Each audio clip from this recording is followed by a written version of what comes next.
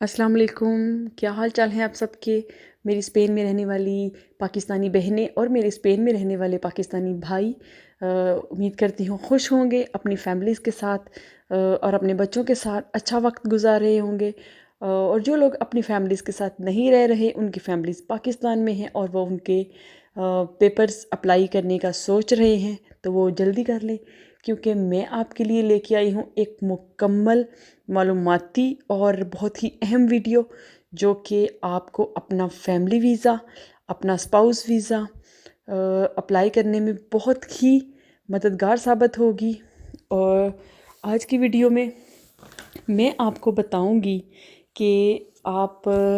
अपना जो family visa है, अपना स्पाउस वीज़ा यानी कि अपने शरीक हयात का और अपने बच्चों का वीज़ा कैसे अप्लाई कर सकते हैं। उनके लिए आपको क्या क्या चीज़ें दरकार हैं, क्या क्या डॉक्यूमेंट्स हैं जो आपको चाहिए, और वो डॉक्यूमेंट किस तरह के होने चाहिए, वो कितने वैलिड होने चाहिए, वो कहाँ कहाँ से अटेस्टेड होने चाहिए। और इसके अलावा ऐसी बातें जो आपको अपना फैमिली या स्पाउस वीज़ा जो है वो अप्लाई करने में, जमा करने में और लगवाने में काफ़ी जो है अहम होंगी आपके लिए, वो सारी बातें मैं आज की इस वीडियो में आपके साथ डिस्कस करूँगी। वीडियो स्टार्ट करने से पहले मैं आप लोगों को एक बहुत ही ज़रूरी बात बताना चाहती हूँ, स्पेशली मेरे पाकिस्तानी भाइयों के लिए जो कि स्पेन में अभी तक फ़िलहाल इलीगल रह रहे हैं, उनके पास पेपर्स नहीं हैं और वो ये सोच रहे हैं कि स्पेन में बसने वाली किसी भी लड़की के साथ वो शादी करके पेपर्स हासिल कर सकते हैं या वो रेजिडेंसी कार्ड हासिल कर सकते हैं। तो आप प्लीज़ प्लीज़, अगर आपका इस तरह का कोई मकसद है तो आप मेक श्योर कर लें कि जिस लड़की के साथ आप शादी करने का या पेपर मैरिज करने का सोच रहे हैं, उसके पास स्पेन की नेशनैलिटी होनी ज़रूरी है। अगर उसके पास नेशनैलिटी नहीं है, अगर उस लड़की के पास सिर्फ रेजिडेंसी कार्ड है, तो आपके पेपर्स अपने शादी के बेस पे या पेपर मैरिज के बेस पे नहीं बन सकते। ये मैंने ख़ुद बहुत से लोगों को ये वाली गलती करते हुए देखा है कि वो किसी ऐसी लड़की से शादी कर लेते हैं जो कि स्पानियोल नहीं होती, वो किसी और मुल्क की होती है, किसी और कंट्री की होती है, या कुछ पाकिस्तानी फैमिली में किसी लड़की के साथ शादी करते हैं जिसके पास नेशनैलिटी नहीं होती, तो उनको वो पेपर्स नहीं मिलते। अगर अगर आप शादी करते हैं, पेपर्स का सही तरीक़ाकार ये है कि आप पाकिस्तान में हों और आपकी शरीक हयात स्पेन में हो, तो फिर वो आपको अपने रेजिडेंसी कार्ड पे अप्लाई कर सकती है। लेकिन अगर उसके पास नेशनैलिटी है तो आप के स्पेन में रहते हुए ही आप को पेपर्स मिल सकते हैं। तो ये आपने गलती कभी नहीं करनी। जिस भी लड़की के साथ शादी करनी है स्पेन में रहते हुए, वो उसके पास नेशनैलिटी होना बहुत ज़रूरी है। अगर आप इलीगल रह रहे हैं और सिर्फ आप पेपर्स और रेजिडेंसी कार्ड हासिल करने के लिए शादी कर रहे हैं, आप अगर स्पेन में रह रहे हैं और आपके पास रेजिडेंसी कार्ड मौजूद है और वो रेजिडेंसी कार्ड आपके पास सेकंड रेजिडेंसी कार्ड हो, यानी कि पहला आपका फर्स्ट कार्ड नहीं है, आपका दूसरा कार्ड आपने अगर लिया हुआ है या दूसरे से आगे ज़्यादा, तीसरा चौथा पाँचवा जितना भी आपका है, तो आप अपना स्पाउस वीज़ा यानी कि अपने लाइफ पार्टनर का, अपने शरीक हयात का या अपने शोहर का, अपनी बीवी का आप वीज़ा अपने बच्चों का अप्लाई कर सकते हैं। रेजिडेंसी कार्ड पे वीज़ा अप्लाई करने का तरीकाकार ये है कि आपको सबसे पहले एक घर का कॉन्ट्रैक्ट लेना होता है। वो घर आपने पास करवाना होता है कि क्या वो घर आपकी फ़ैमिली के लिए या जितने भी पर्सन्स आपकी फ़ैमिली में हैं, यानी कि अगर आपकी सिर्फ बीवी है या आपके बच्चे हैं और आपके बच्चे कितने हैं, तो क्या इन सब लोगों के लिए जो घर है वो काफ़ी है, क्या उन सब की ज़रूरियात के लिए वो घर काफ़ी होगा। उनके हिसाब से कमरे हैं, उनके हिसाब से एनवायरनमेंट घर का, हवा, रोशनी, ये सब चीज़ें उस घर में मुहैया हैं, तो आपको घर का कॉन्ट्रैक्ट मिल जाएगा। वो घर आपका जब पास हो जाएगा तो आपको पाकिस्तान से क्या क्या सर्टिफिकेट्स चाहिए, MRC यानी कि marriage registration certificate, FRC family registration certificate, passport की सारे पेजेस की कॉपीज़, और बर्थ सर्टिफिकेट, अगर बच्चे हैं तो B फॉर्म, और ये सारे जो डॉक्यूमेंट्स हैं वो फ़ॉरेन ऑफिस से अटेस्टेड होने चाहिए। ये सारे जो डॉक्यूमेंट्स हैं ये फ़ॉरेन ऑफिस से अटेस्टेड करवा के तो आपने एप्लीकेशन अप्लाई करनी है इनविटेशन बनवाने के लिए अपनी फैमिली को स्पेन में बुलाने के लिए। तो ये सारी चीज़ें जब आप जमा करवाएंगे मिनिस्ट्री में तो उसके कुछ अरसे बाद आपके जब पेपर स्पेन से अप्रूव हो जाएंगे और जब खैर हैरियत से आपकी जो फ़ाइल है स्पेन से अप्रूव हो जाती है आपको इनविटेशन लेटर जारी कर दिया जाता है। तो आपको एक डेट दी जाती है जिसके अंदर अंदर आपने पाकिस्तान में सारा प्रोसेस पेपर्स का मुकम्मल करना होता है। अगर स्पेन से अप्रूव हो गए हैं तो अब बाकी का सारा प्रोसेस जो है वो पाकिस्तान से होगा, और अगर स्पेन से अप्रूव हो गए हैं तो उसका मतलब ये है कि स्पेन वाले आपकी फ़ैमिली को वीज़ा देना चाहते हैं। अब पाकिस्तान में सिर्फ अपनी वेरिफिकेशन करेंगे, और अगर पेपर्स में उनको कोई ऑब्जेक्शन या कोई उनको एतराज़ हो सकता है, लेकिन इसका यह किस मतलब नहीं कि वो आपका वीज़ा रिजेक्ट करेंगे। पेपर्स आपने उनको पूरे जमा करवाएं, उनको वैलिड जमा करवाएं, तो आपका वीज़ा इंशाल्लाह कभी भी रिजेक्ट नहीं होगा। और पाकिस्तान में आपने दो चीज़ें हैं, या तो आप ख़ुद एम्बेसी में जाके पेपर्स जमा करवा लें, या फिर आप एम्बेसी वालों का ही जो है वो कॉन्ट्रैक्ट है उनके साथ TCS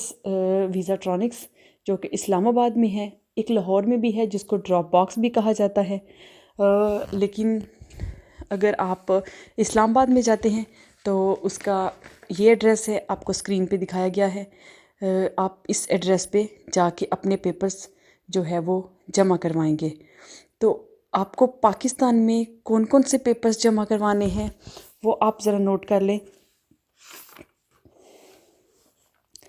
पाकिस्तान में आपने जो है स्पेन से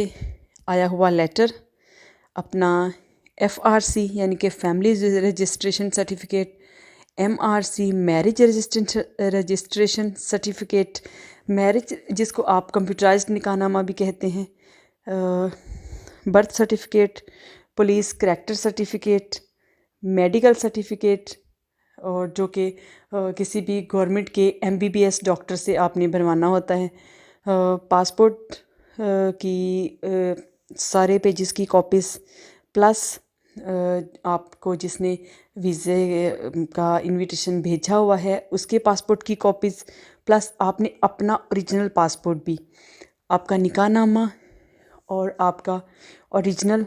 नादरा का जारी करदा हुआ ID कार्ड या स्मार्ट कार्ड, और वाइट बैकग्राउंड वाली 4 पासपोर्ट साइज़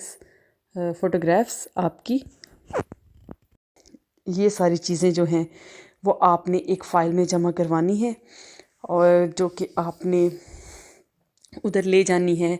वीज़ाट्रॉनिक्स में, TCS के ऑफ़िस वीज़ाट्रॉनिक्स में। वीज़ाट्रॉनिक्स में आप जब जाएंगे तो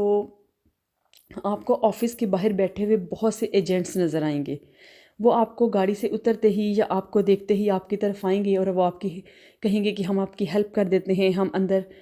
जाएंगे, हमारे वाकफ़ियत है, हम आपके साथ चलते हैं, या हम आपका फॉर्म फिल कर देते हैं या आपको। लेकिन किसी भी एजेंट की बातों में मत आएँ। अगर आपको कोई ये कहता है कि मैं इतने पैसे लूँगा, वो सिर्फ़ अपनी फ़ीस लेने के लिए और मैं अंदर आपके करवा देता हूँ, वो आपको इतना ज़रूरी नहीं है, क्योंकि उन लोगों की भी अंदर कोई पहुंच नहीं होती, वो भी सिर्फ आपको दरवाज़े तक ही छोड़ते हैं।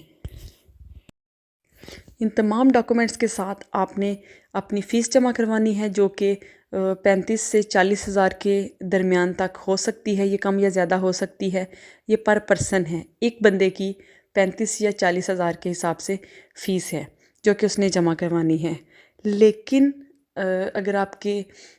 डॉक्यूमेंट्स में बाद में कोई भी डॉक्यूमेंट्स उसकी डेट वैलिड नहीं होती, कोई पुराना होता है, कम से कम आपके जो डॉक्यूमेंट्स हैं यानी कि पुलिस करैक्टर सर्टिफिकेट या आपका मेडिकल सर्टिफिकेट, उसको 1 साल के लिए तक वैलिड होना चाहिए। या अगर वो वैलिड नहीं हैं या वो उनको पुराने लगते हैं या उनमें कोई शक व शुबा होता है तो वो आपसे दोबारा से मांग सकते हैं, और वो एक दोबारा डॉक्यूमेंट जमा करवाने की आपको फिर से फ़ीस पे करनी पड़ेगी, जो कि 7 से 8 हज़ार एक डॉक्यूमेंट की हो सकती है। इसलिए कोशिश करें कि सारे डॉक्यूमेंट्स जो हैं वो आपके